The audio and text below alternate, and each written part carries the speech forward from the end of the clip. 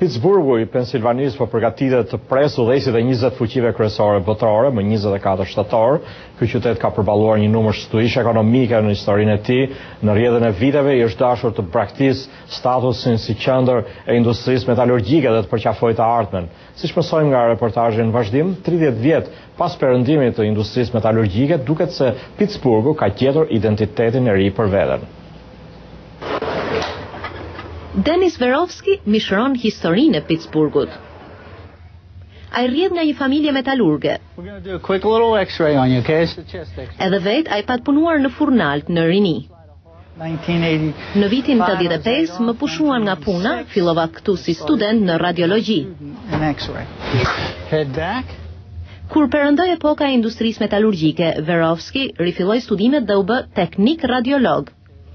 Ashtu si ai, edhe Pittsburghu gjeti një identitet të ri. Joseph Sabino Mistic, ish zyrtar i bashkisë, tani është profesor në universitet. Ai ka përjetuar vetë ndryshimet dhe kujton sa e vështirë ishte për familjet lokale. Duhet të bënim diçka dramatike. Gradualisht filluan të hapen qendra shëndetësore dhe arsimi, universitetet dhe sektori ynë i spitaleve dhe çdo gjë në këtë qytet ndryshoi. Universiteti Carnegie Mellon u bë qendër për inovacione në informatikë dhe shkencat robotike, duke tërhequr biznese të reja në zonë. Universiteti i Pittsburghut i zgjeroi spitalet dhe fakultetet e mjekësisë, duke i shndërruar në qendrën mjekësore të universitetit, me famë në botë për punën novatore në transplantimin e organeve, kërkimet për kancerin dhe pediatrinë. Shefi i kësaj qendre, Jeffrey Romoff, thotë se Pittsburghu shfrytëzoi burimet e tij për zhvillimin modern. Pittsburghu e ndryshoi identitetin e tij gradualisht dhe krijoi një të ardhme të re për veten, thot zoti Romoff. Një re e tymit industrial mbështillte qytetin gjatë ditëve të lulëzimit të metalurgjisë. Sot pamja që të kap syri nga kodrat rrethuese është krejt e kthjellët. Një gradacele ngritur për zyrat e administrimit të industrisë së çelikut tani ka inicialet e qendrës mjekësore të universitetit, punëdhënësi më i madh në këtë qytet. Pittsburghu është ndëruar me vdekjen e industrisë së prodhimit industrial. Tani është bërë qytet i së ardhmes, thot zoti Romoff.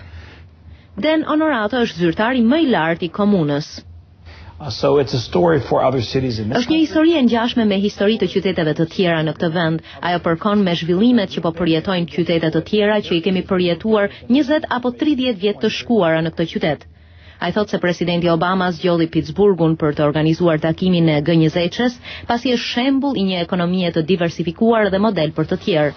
Tani Pittsburghu po përparon në energjinë alternative, thot zoti Sabino Mistic.